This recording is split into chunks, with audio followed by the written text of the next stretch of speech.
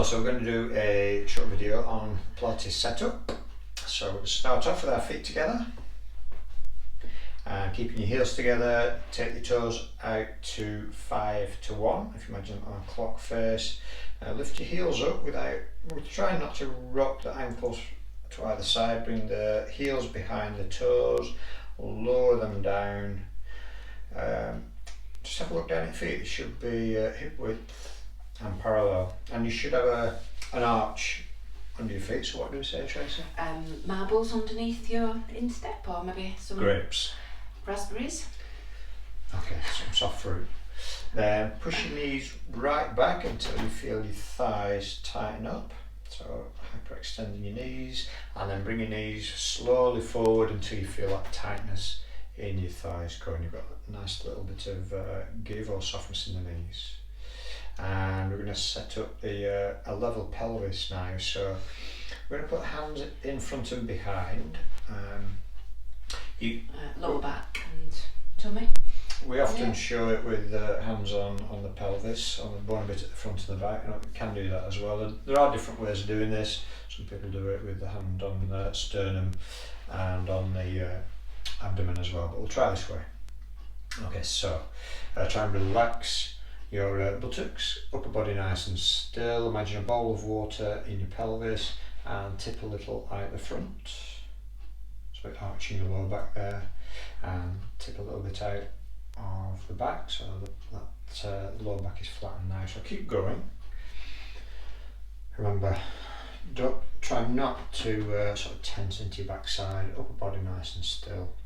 Just think about what muscles are working there. Don't worry if you don't move very far. Yeah, even a tiny bit of movement. They're really good for your lower back. This sort of disassociation, trying to get that lower spine moving without upper body moving, really good for you. So even a tiny movement is fine, is great. And gradually reduce it until you feel you're in with a level pelvis in what we might call a neutral spine. Okay, so that it's neutral in the lumbar, which should help give you that neutral spine in your upper back, your thoracic and your cervical spine. Okay, so I'm trying to remember that neutral feeling. Hands down by your side, so frequently hands end up hanging forward. So bring them down by your side, just tap your middle finger against the side of your leg to make sure they're not hanging forward. Now shoulder position, so bring the shoulders gently up towards the ears, draw them gently back and then pull them gently down. So not too much tension, so we don't want this sort of military stance where you're really heaving them back, that just blocks movement. So just a little bit of tension, should feel like there's a V in the top of your back. You might feel a bit more opened here as well if you're quite tight here. Opening the front up a little bit. Is it really important that you engage these muscles here. If you just use the upper back muscles in between your shoulder blades, they can get quite tight. Nice long neck, chin resting on the shelf but chin poking in. So the bad news is think about making a double chin. So just avoiding that kind of head poking forward position. However, if it starts to hurt your neck because your neck's not used to that position, just moderate it. It shouldn't be in any pain. No. Just gradually build up to that position. Thank you, Tracy. And imagine there's a piece of string tied to the top of your head, or just behind the top of your head, attached to a big helium balloon, and it's pulling up towards the ceiling. So sort of lengthen your spine out. So think it nice and tall. So try and remember that posture. That's a nice starting point, but now we'll check your breathing. So either fingertips together on the bottom of your rib cage. If it feels easy, you can take the hands a bit wider, or even backs of your hands on the side of your rib cage. But don't forget that shoulder position, so don't suddenly lose that shoulder position that we achieved earlier.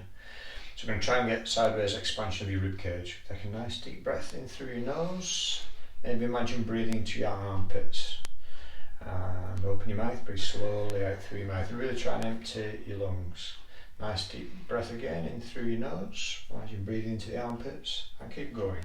Breathe out through your mouth. If you start with your fingertips together, as you breathe in, you should be able to bring them apart eventually. It does take a bit of work sometimes to train the muscles around your rib cage to work properly. So Tracy's doing that nicely. She's avoiding lifting the shoulders. Lifting the shoulders associated with tension, and it also destabilises the rest of your body a little bit. And we're not at this stage breathing into the stomach. Okay, we only do that in a class if we want to relax, but we're getting a rib cage moving. Okay, keep breathing in through your nose, out through your mouth. Put one hand with your thumb in your belly button and the other hand just above.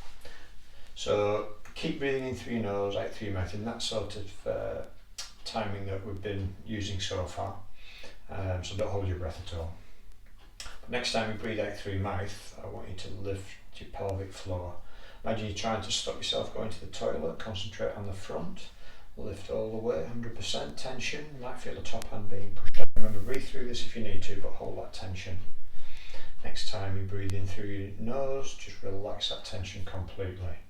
What we did there, we lifted the pelvic floor, engaged a lot of the deep stabilising muscles around the spine, but we over-engaged and ended up probably doing abdominal doming, pushing that top hand out. So we want to avoid that. So next time you breathe out through your mouth, we're going to lift again. Think about the pelvic floor, concentrate on the front, just half the tension of last time. That top hand probably not pushed out as much. Keep breathing, keep that tension. Next time you breathe in through your nose, completely relax. Incidentally, an alternative to lifting the pelvic floor is to think about your belly button going towards your spine, so that can work as well. Or drawing a belt in that's around your hips. Yeah, drawing a belt in, a nice wide belt, so that's that belly button coming in thing. So the final stage of this is next time you breathe out through your mouth, lift the pelvic floor or pull the belly button in. Just half of last time, so this is 20 to 30%. Shouldn't feel that top hand being pushed out. Just hold that tension, so we'll call that being centred. Just press down a little bit with your bottom hand and you should feel a bit of tone there as all those deep muscles are engaged. Now try breathing through it. So hold that tension, breathe through it. You shouldn't feel the movement under your hand because you're breathing into your ribs. And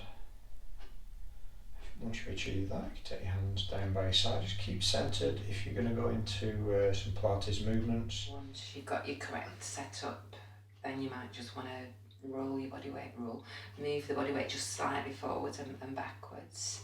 And feel where the weight is being placed, for example, on the balls of your feet and into your heels.